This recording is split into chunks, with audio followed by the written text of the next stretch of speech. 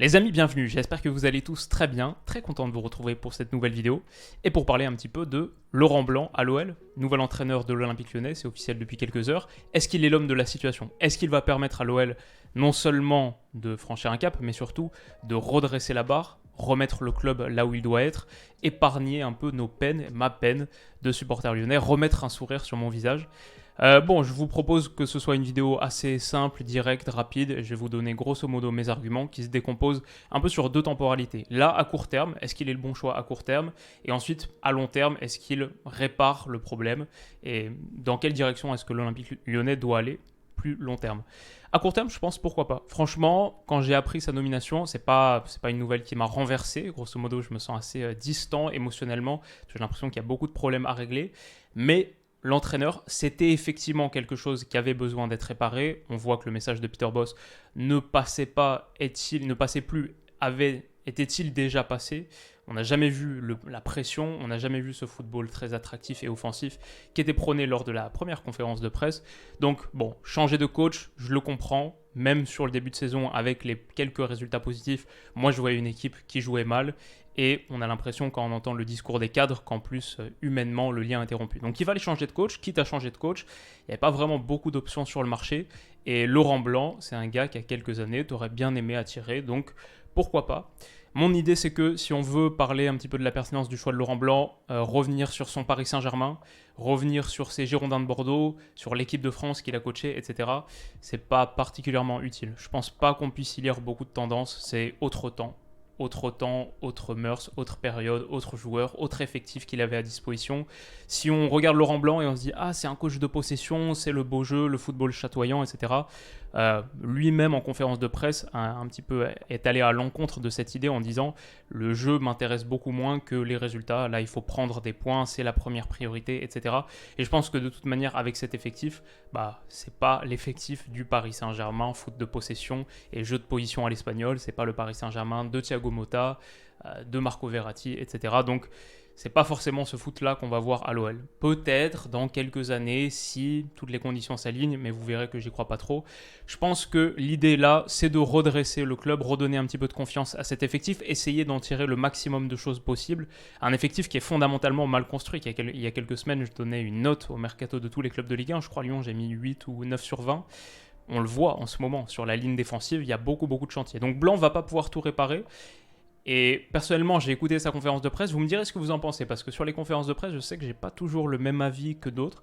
Sur la conférence de presse de Laurent Blanc, j'ai vraiment pas été impressionné. Je trouve que les réponses aux questions sont un peu à côté. Il y a beaucoup de difficultés dans les mots. Je vois pas un gars qui est très affûté sur le foot d'aujourd'hui. Il a vu les 2 derniers matchs de l'OL, ok, c'est pas tant que ça. Et il nous parle du Groupama Match Stadium.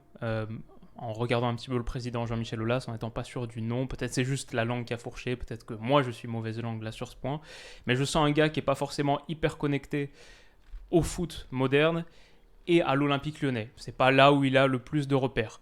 Pourtant, je pense quand même, alors que là on le voit prendre son premier entraînement, pourtant, je pense qu'auprès de l'effectif, et c'est de très loin ce qui compte le plus, qu'un observateur comme moi, un peu intello du foot pense, on s'en fout finalement, c'est est-ce que le discours passe, là on le voit auprès de ses joueurs. Là je pense que son standing, son prestige lui donne une certaine légitimité. C'est pas le gars que personnellement je trouve le plus charismatique, mais je pense que dans cet écosystème, son côté assez viril, taiseux, etc. C'est quelque chose qui peut fonctionner auprès d'un groupe, a fortiori en parlant français, en pouvant vite être dans une communication efficace, simple. Le gars va être compris très facilement et je pense qu'auprès des joueurs, ça peut marcher.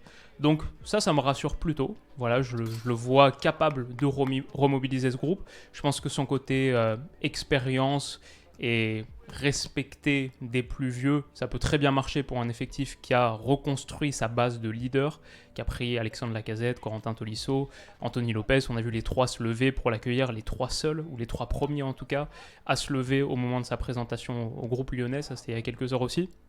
Donc voilà, que je me suis dit, un gars assez charismatique, surtout qui a cette légitimité et ce standing tiré de ses expériences passées, c'est pas mal pour un effectif qui, à mon sens, a besoin de discipline, a besoin de franchir un cap mentalement. Je le trouve vraiment pas à la hauteur de son défi mentalement, cet effectif.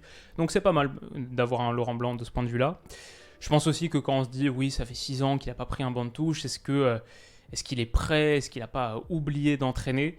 Je le trouve un petit peu en décalage avec la manière dont le foot moderne fonctionne. Là où la raison pour laquelle je dis ça, c'est qu'il a parlé de Lens en parlant. On lui a posé la question de savoir est-ce que vous trouvez que le foot a changé depuis, etc. Il a parlé un petit peu de Lens et il s'est un petit peu embrouillé simplement sur les systèmes. Il dit que les systèmes ont un petit peu changé. Je pense qu'il fait référence au système à 3 défenseurs, ce qui est assez ironique quand on connaît son penchant pour les systèmes à 3 défenseurs ponctuellement sur les grandes affiches de Ligue des Champions.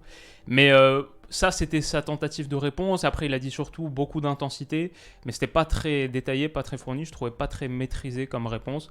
Donc ça me rassure pas forcément sur la vision du foot moderne qu'il a. Peut-être que les clichés sur le fait qu'il s'en soit tenu assez, il était assez distant par rapport à tout ça, pas forcément le gars le plus bosseur entre guillemets. Peut-être qu'il y a un peu de vrai là-dedans.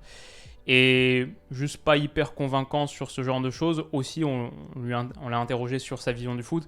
Il dit oui, c'est vrai, le foot a un peu changé aujourd'hui, mais ma vision du football n'a pas changé d'un iota. C'est ce qu'il dit. Et ça, je trouve que c'est pas forcément le plus rassurant parce qu'aujourd'hui, si tu veux pratiquer un foot convaincant, qui a des résultats, comme il dit, il faut que ce soit, je vais pas dire séduisant, mais il y a peu de foot qui ont des résultats aujourd'hui qui sont pas adapté à la modernité tactique.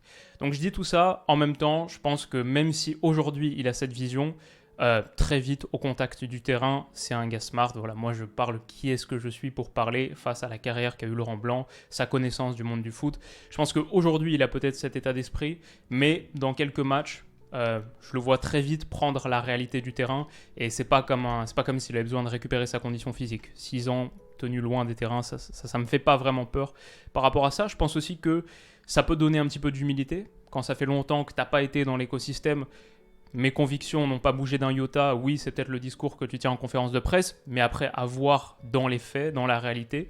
Et je pense qu'on a un gars qui arrive pour redonner une impulsion à sa carrière, ce qui veut dire qu'il doit avoir des résultats, qu'il doit bosser peut-être plus qu'avant, peut-être plus que jamais.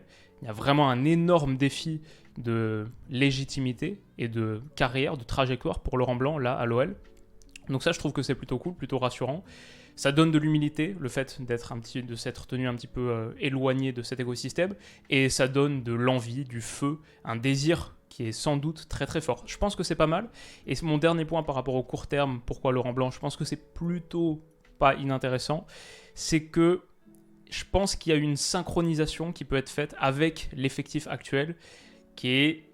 Ouais, ça peut être assez pertinent. En gros, j'ai la sensation que le fait que les cadres, les anciens cadres qui reviennent, Lacazette, Tolisso et ce contingent de joueurs expérimentés qui reviennent à l'OL avec beaucoup d'envie de remettre le club là où il doit être, etc., des nouveaux leaders, des demi-entraîneurs presque, j'ai l'impression que le fait qu'ils arrivent après Peter Bosz, c'était un petit peu un problème. Aujourd'hui, je sens qu'il y a quelque part les forces s'alignent, les dynamiques s'alignent pour qu'on ait un Laurent Blanc qui travaille main dans la main avec Tolisso, Lacazette, Anthony Lopez, etc. Je pense qu'il va y avoir une vraie connexion et les tous sont un petit peu dans ce même niveau de challenge. Retrouver le pic de leur carrière, de leur légitimité, de leur standing, de leur prestige. Je sens qu'avec eux, le discours peut assez bien fonctionner. En plus, un gars, je vais pas dire de leur génération, mais quand même pas de la nouvelle génération, un peu comme eux. Tu vois, je pense que Lacazette, Tolisso, peut-être quand ils regardent les jeunes qui sortent du centre de formation ou certains, bon, il y a un petit décalage, on les voit traîner beaucoup ensemble, Lacazette et Tolisso notamment. Je pense qu'avec Laurent Blanc, ouais, il y a peut-être... il va y avoir une connexion qui va être un petit peu plus évidente, un peu plus naturelle. Et ça, c'est très important pour cet Olympique Lyonnais-là. On va se remettre les images de l'entraînement. Je pense que ça peut beaucoup jouer. Je pense que les coachs peuvent s'approprier, les joueurs peuvent s'approprier ce nouveau coach. Ce qui était difficile à faire avec le précédent. Je pense que ça, c'est une bonne chose. Un lien peut être construit, un lien puissant. Donc voilà, en gros, je vais dire que quand je l'ai entendu parler de jeu, je ne l'ai pas trouvé hyper convaincant. Quand je l'ai entendu parler de l'OL du Groupama Stadium, pas hyper convaincant. Je vois pas forcément un bâtisseur. Je pense que son succès, son objectif, ce sera d'aller un peu plus haut encore. Donc, s'il a du succès à Lyon, le but, c'est un peu le club d'après. Je le vois pas s'éterniser. Si ça marche, pour lui, la priorité, c'est de redonner une impulsion à sa carrière. Et voilà, tu vois, c'est pour ça que je vois pas forcément un bâtisseur et je me projette pas sur de très nombreuses années avec Laurent Blanc. Mais je pense que pour tirer quelque chose de cet effectif à court terme, pourquoi pas. Je pense aussi que les chantiers qui sont très clairs à l'OL, qui sont identifiés, correspondent un petit peu à son bagage, c'est-à-dire la charnière centrale. Lui, l'ancien défenseur central, il y a un énorme problème à résoudre là à l'Olympique Lyonnais. Et les choix qui sont faits en possession, le jeu de possession lyonnais, où je trouve que le tempo n'est pas adapté, des choix qui sont des mauvais choix et pas vraiment de structure en possession. Ça aussi, a priori, ça fait partie des forces historiques de Laurent Blanc, la plus du côté entraîneur. Donc voilà, c'est plus du wishful thinking, quoi. J'espère que ce qu'on associe historiquement à Laurent Blanc, comme c'est un petit peu les chantiers là de l'OL, peut-être que ça peut matcher aussi, mais je pense pas forcément que le foot marche comme ça, on verra. Ça c'est pour à court terme, c'est pour ça je pense qu'il n'est pas la pire nomination qui existe. À long terme maintenant, là bah voilà, j'ai écouté cette conférence de presse, j'ai retrouvé la mentalité dinosaure qui est un petit peu à l'OL. Je vois un président là qui nous rappelle qu'il a gagné 50 titres masculins et féminines confondus, tout en oubliant que ça fait 10 ans qu'on n'en a pas gagné un avec l'équipe masculine, l'équipe première. J'entends un Laurent Blanc qui dit que sa vision du football n'a pas bougé d'un iota. Je vois deux gars qui se tournent autour depuis un moment, mais qui incarnent pas du tout le foot moderne et le sens dans lequel ce football va.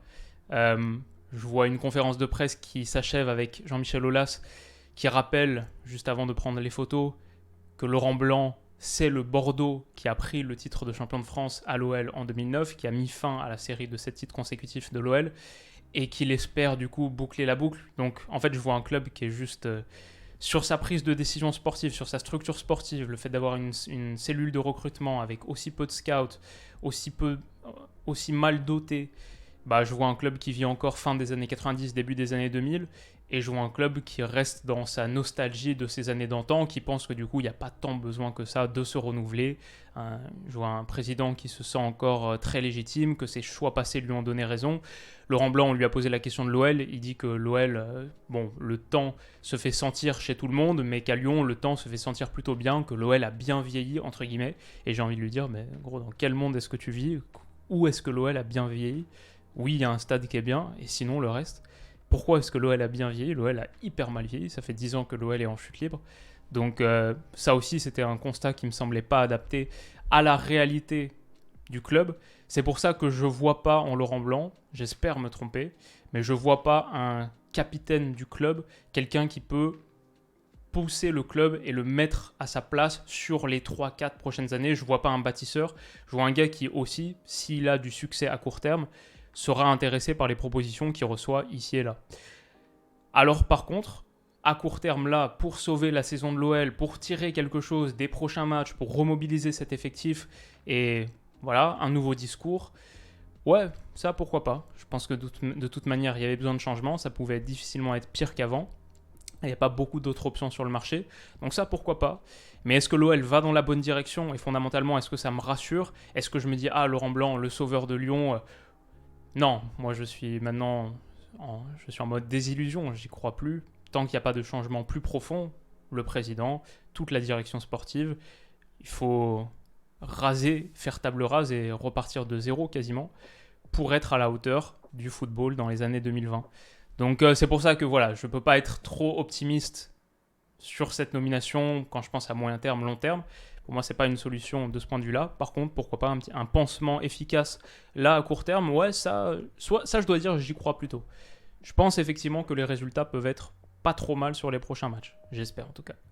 Dites-moi ce que vous en pensez en commentaire.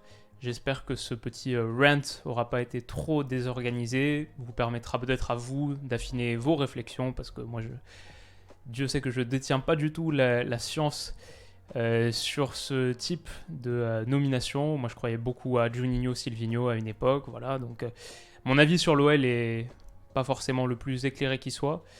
Mais voilà, je devais quand même le partager en tant que suiveur et amoureux de ce club. J'espère que ça vous a plu. On se retrouve très vite pour la prochaine. Prenez soin de vous et de vos proches. Et à bientôt. Bisous.